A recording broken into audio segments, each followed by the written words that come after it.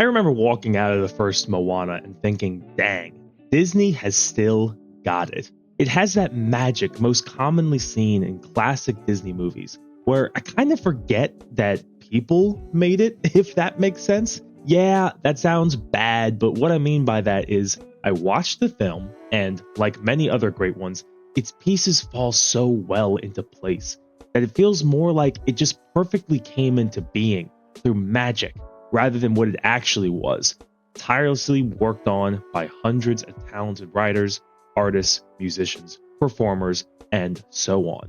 Even though it has flaws like any other movie, the first Moana made me so blind to that because all I could see was that magic it presented through its beautiful, unique setting, music to match, and simple yet engaging tale of Moana's quest. Moana 2, coming in 8 years after the original, does capture a little bit of that magic, but unfortunately its flaws are more front and center this time around, as they leak through some noticeable cracks in its script that definitely needed some more construction and time to bake in the oven.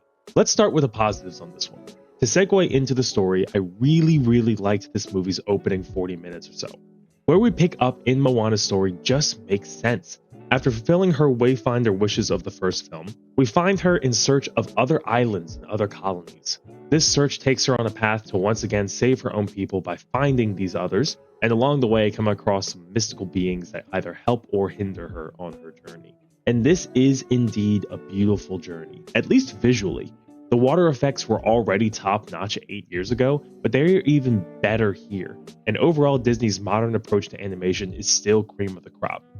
As I said, there is some more intersection with mystical beings and gods, what have you, in the sequel, which gives way for even more jaw-dropping visual effects of lighting, weather conditions, creatures, and so on that make the eye candy here a real highlight. Moana 2 has to do more than that though, as this still counts as a musical showcase.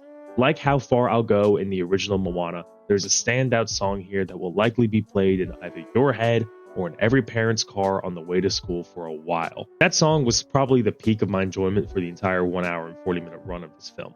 Where How Far I'll Go stood out for its catchy tune and its story of Moana longing for adventure, the sequel standout song is just as catchy, but comes from a much more hesitant place.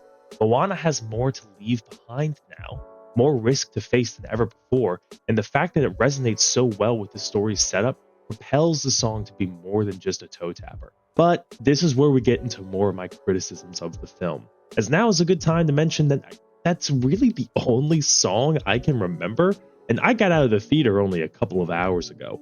This stuff should be fresh in my mind, but some of the other tunes lack the same inspiration as its standout piece.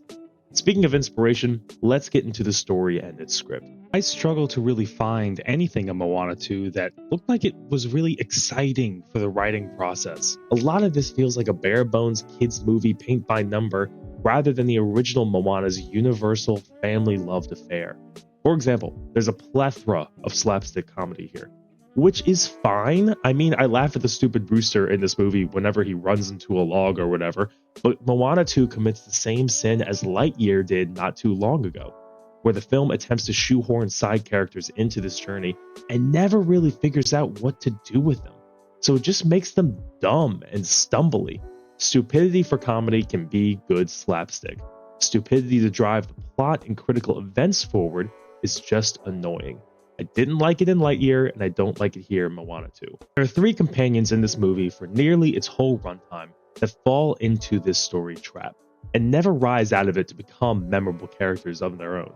I think if you combined all 3 into one side character that we could really latch onto and grow with, who feels like a part of the story and its events rather than a nuisance, I would have felt more positive on the tale as a whole.